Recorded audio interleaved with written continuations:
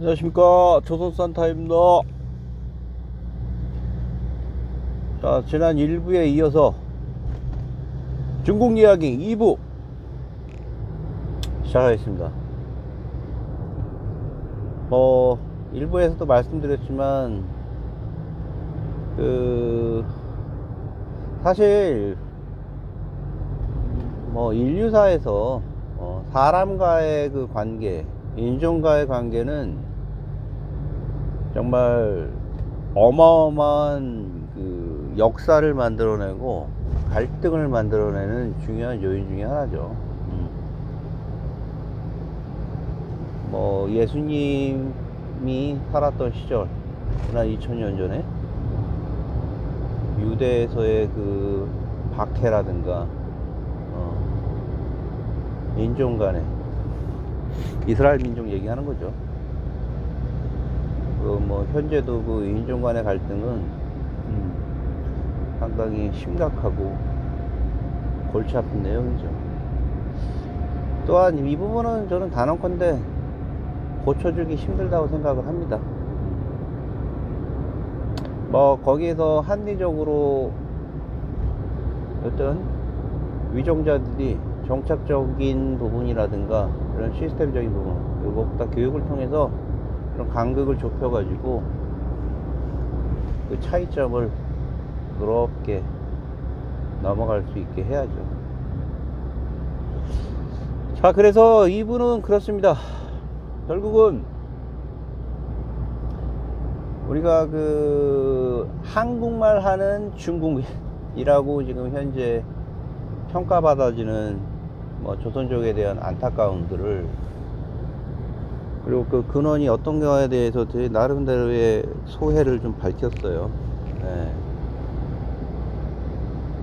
살아오면서 좀 향후에라도 이런 어떤 이질적인 부분, 다른 외국인이었으면은 차라리 그 부분이 어떤 의미에서는 좀 설명되어지거나 아니면 그랬을 텐데, 또 어떻게 올라가다 우리의 이웃의 삼촌이고 할머니고 고모고 그랬을 수도 있잖아요. 근데 단언컨대 조선족 3세 4세들은 우리를 다르게 봅니다. 너희가 그랬기 때문에 우리는 똑같이 대한다, 이런 내용입니다. 실제로 그래요. 다 그렇다는 얘기는 아니지만 기조라는 게 있잖아요. 기조. 자, 그래서 제가 이제 2부에 말씀드릴 중국에 대한 에피소드와 그리고 그 2000년도 초반에 있었던 디스플레이 산업에 대한 어떤 경향도 살짝 껴서 말씀을 좀 드릴게요. 저는 개인적으로 그 장치 사업 쪽에 15년, 20년 그 정도 일을 했었고요. 약간 오너로서 생활도 좀 했었습니다. 우리가 흔히 얘기하는 그 디스플레이 산업은 제 기억으로는 S사나 L사에서 일본의 기술을 들여와가지고 우리 산업으로서 일궈 나간 기업이라고 알고 있고, 제가 2001년도에 저기 금천구에 있는 피사에 있었을 때 얘기입니다. 당시 우리나라의 그 주요 그 대한민국 캐시카우는 1만 불이 이제 넘어서 1만 5천 불이 이제 될 때예요. 우리나라가 또 한 번의 도약을 할 때죠. 또한 주요 캐시카우인 반도체, 그리고 조선, 그 다음에 자동차, 이런 부분이 지속적으로 산업이 커가고 이럴 때였습니다. 이때 이제 하나의 그 산업이 눈에 보이기 시작하죠. 뭐 최초 사업은 일본의 샤프라든가 뭐 이런 쪽에서 시작을, 도시바라든가 이런 쪽에 시작을 했던 것 같은데, 그 가정이나 이런 곳에서는 항상 그 5, 60, 70, 80년대 그때까지 2000년 초반, 초중반까지만 해도 흔히 얘기하는 CRT 개념의 TV 그 영상 재생기기가 있었죠. 텔레비전 말씀드리는 겁니다. 텔레비전이 그 통상 얘기하는 이제 CRT라고 해서 이제 그 진공 유리 안에 어떤 영상의 시그널을 줘서 우리 소비자들한테, 클라이언트들한테 제공되어지는 여러 가지 엔터테인먼트였죠. 지난 50년간 많은 사랑을 받아왔죠. 근데 여기에 약점이 뭐냐면, 장점과 단점이 있다라고 하면, 일단은 이제 공간이 좀 두께가 상당히 좀 두꺼웠어요. 그리고 무거웠어. 두껍고 무거웠어요. 그리고 열도 많이 나고. 그리고 이게 그 TV가 커지는 데 있어서 어떤 한계가 좀 있었나 보더라고요. 자세히는 모르겠지만. 그러던 차에 일본에서 그 액정을 통한 액정, 리퀴드 크리스탈, 그 당시 독일에서 아마 머크였을 거예요. 그 기술을 사들인 걸로 알고 있는데, 머크에서 어떤 물질이 있는데 신호를 주면 이게 어떤 방향으로 방향성을 갖는다는 얘기예요. 그게 아마 1910년 20년대쯤이었던 것 같은데, 그 기술을 독일 머크에서 보고 주목하고 그 기술을 사들였던 걸로 제가 기억을 하고 있어요. 그래서 그 액정을 가지고 일본에서 일본 내에서 처음 이제 상업화를 시도를 합니다. 일본 내에서. 그러니까 뭐 이런 기술 연구적인 어떤 이렇게 차원이 아닌 산업화를 시도를 해가지고, 뭐 차량용 디스플레이 있잖아요. 차량에 있는 이런 전등 타입의, 전구 타입의 어떤 그 시그널들을 화면의 구성을 뭐 데이터 게이트라는 신호를 줘서 거기서 좌표를 읽어서 우리 그 소비자들한테 움직이는 영상으로 보여주는, 초보적인 단계는 이제 숫자였겠죠. 그런 내용으로 산업을 했고, 상당히 뭐 선두 그룹에 일본이 있었어요. 소니라든가. 예. 그러던 차에 뭐 11인치, 9인치, 11인치, 14인치, 뭐 이런 식으로 해가지고 갑자기 그 평판 디스플레이, 그건 좀 어려운 말이고, 그때는 이제 LCD라는 뭐 듣도 모도 못한 이렇게 얇다는 거죠. 근데 지금 봐도 초창기 1세대 LCD는 되게 두꺼워요. 얇지 않습니다.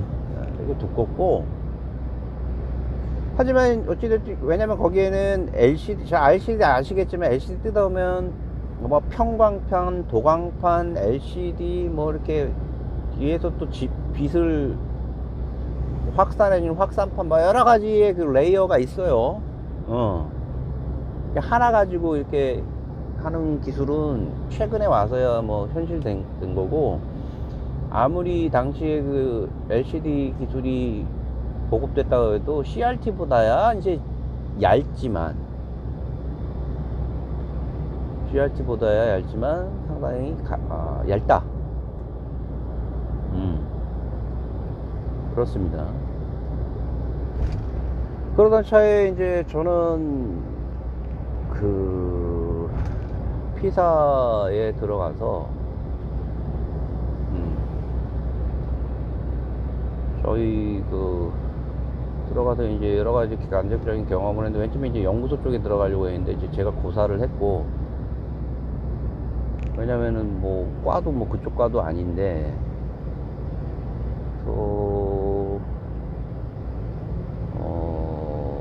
해외 영업부, 세일즈 쪽, 마케팅 쪽, 지금에 와서 보면은 조금 아쉬운 부분이 있지만 아무튼 거기에 들어가서 이제 간접적인 경험을 좀 했어요.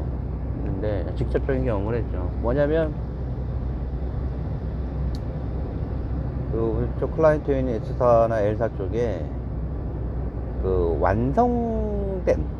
완성된 그러니까 뭐 이렇게 노광기 통해서 뭐 이어진 패턴들이 있으면은 거기서 다음에 뭐 습식, 건식, 저기를 통해서 클리닝을 하고, 그 다음에 그게 잘 되어져 있는지 또 패턴 검사기를 통해서 패턴 검사기 위에 뭐 여러 가지 또 공정들이 뭐 수많은 공정들이 있을 거 아닙니까? 그 중에서 이제 제가 맡은 분야들이 좀 있었고, 뭐 검사기 쪽도 했었고 세정기 쪽도 했었고 했는데, 일본에 있는 이제 시바우라나 이쪽 세정기를 이제 모방했던 것도 있었고, 또 검사기는 자체적으로 이제 일본 거를 데드 카피를 한 거죠. 데드 카피를 해서 국산화 해가지고 이쪽에 국내에 있는 메이저 사람들한테 상당히 이제 좋은 가격으로 좋은 서비스 플랜을 가지고 공급을 했죠. 물론 이제 퍼포먼스는 초창기 때는 좋지 않았을 거예요.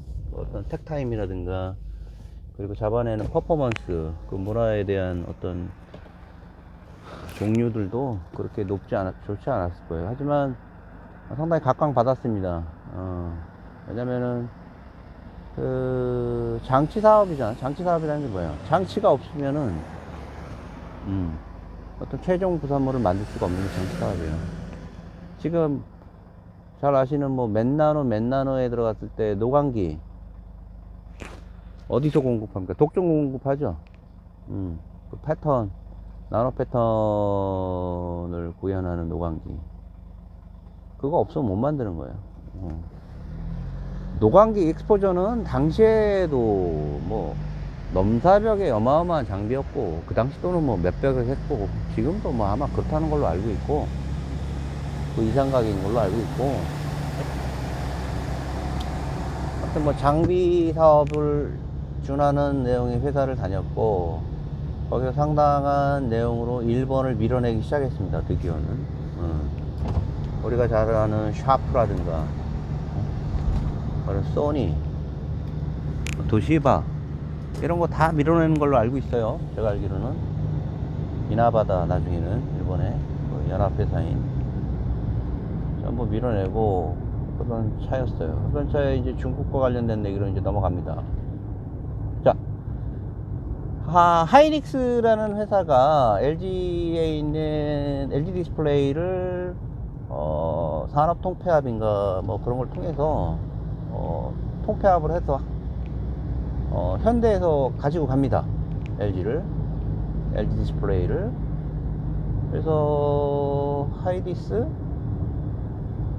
뭐 그런 계열로 현대에서 운영을 하게 됩니다. 하이닉스가 있고 하이디스가 있고, 초창기 때. 그리고 S사 삼성이 있었고, 이렇게 디스플레이 사업적으로는 그렇게 되고 있었어요. 당시에 OLED는 뭐 초기 인큐베이팅 타입으로 해서 겨우 뭐 모노 타입으로 PM 타입으로 해가지고 패시브 타입으로 해서 나올까 말까한 수준이고, S사에서는 오가닉 가지고 하는 그 액티브 매트리스 타입은 뭐 나중에 겨우 2.1인치 그 당시에 만들어서 구현할까 말까. 2.1인치가 얼마나 되나요? 가로세로 2.1인치 작아요, 상당히. 2003년도, 4년도에 제가 그 삼성 S사 쪽에다가 납품했던 기억이 나는데, 지그. 테스트 지그. 신호를 인가하는 테스트 지그를 제가 만들어서 납품했던 기억이 나는데, 저 직원이 만드는 거를.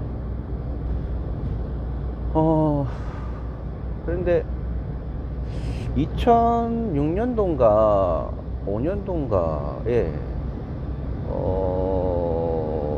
하이닉스의 뭐 여러가지 그 구조조정이, 산업적인 구조조정이 있었어요. 메모리 쪽 가격이 그랬던 건지 정확히 기억이 안 나는데, 하이닉스가 그다지 뭐 좋은 내용의 평가를 받지 못했고, 뭐 잘 아시면 주식도 뭐 어마어마하게 손해들 많이 봤죠, 당시에 개인. 네. 그러던 차에 그 자회사 개념으로 갔던 하나의 그 캐시카우였던 하이닉스도 딱히 뭐 힘있게 차고 올라가지 못했어요, 다른 회사에 비해서. 그랬습니다, 경험을 해보니까. 그래서 LG가 따로 있었죠. 그러니까 LG 청주에 있는 공장을 아마 저기 하이닉스에서 샀던 것 같고, LG는 구미에서 따로 사업을 했었어요. 그래서 LG P1, P2, 뭐 P3, P4 이렇게 갔던 기억이 나네요. 기억이 한계가 있네요. 그랬던 차였는데, 하이닉스를 어디다 매각을 하냐면 2004년, 5년, 6년 요쯤이었던 것 같은데, 중국에 매각을 하게 됩니다. 이제 본격적으로 그들도 한국 디스플레이 사업에 뛰어들게 된 거죠. 그때 나왔던 매물 중에서 먹잇감이 된 게 하이디스였고, 지금 그게 튄 다음에 하이디스로 갔나. 아무튼 베이징에 있는 쪽에서 이렇게 뭐 회사라고 하지만 국가 차원에서 움직이는 베이스죠, 중국은. 거기서 움직여가지고 당시에 있는 모든 그 인적 자원이라든가 설비라든가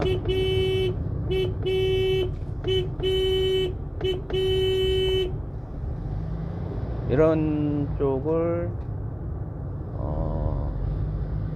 매각을 하게 됩니다. 그래서 당시에 저희들도 갑자기 장비 에 대한 코테이션을 내고, 그래서 내고를 하고 스펙을 서로 간에 논의를 하고 있던 찰나에